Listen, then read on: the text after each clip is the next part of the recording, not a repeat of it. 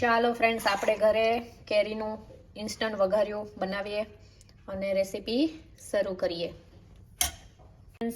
ચાલો ફ્રેન્ડ્સ, આજે આપણે બનાવીએ છીએ કેરીનું ઇન્સ્ટન્ટ વઘાર્યું અથવા કેરીનું શાક બી કહી શકાય, મેથિયા કેરી પણ કહેવાય છે એને. એની માટે મેં કાચી કેરી 3 લીધી હતી અને મેં કાપી લીધી છે.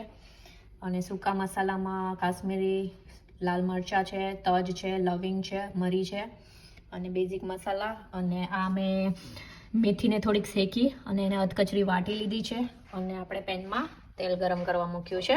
હવે આપણે એનો વઘાર કરીએ. વઘાર માટે તેલ ગરમ થાય એટલે ચપટી રાઈ નાખીશું આપણે અને થોડી કમથી જીરું નાખીશું. લાઈ જીરું થાય એટલે આપણે એમાં આ સૂકા મસાલા નાખી દઈશું.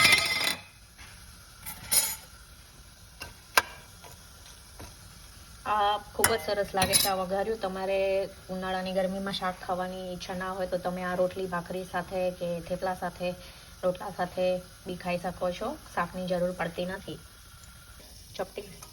અડધી ચમચી જેટલી હિંગ નાખીશું. 1 નાની ચમચી જેટલી હળદર નાખીશું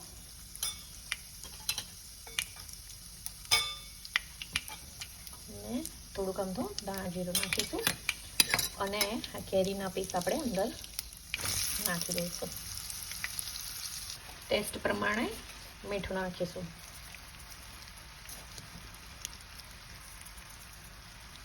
અને બધી વસ્તુને મિક્સ કરી લઈશું.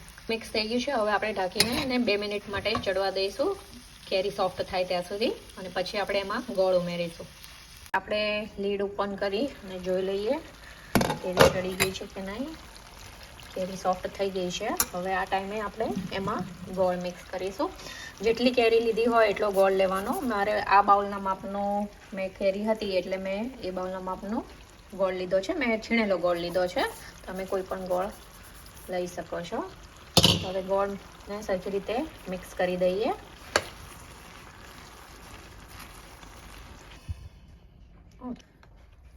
જો આપણો ગોળ મિક્સ કરી દીધો છે. હવે આ સ્ટેજ પર આપણે જે આ મેથી અધકચરી શેકેલી કરી હતી એ મિક્સ કરી દઈશું એમાં.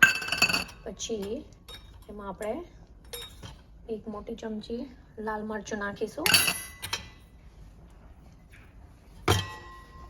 અને એને પણ મિક્સ કરી દઈશું.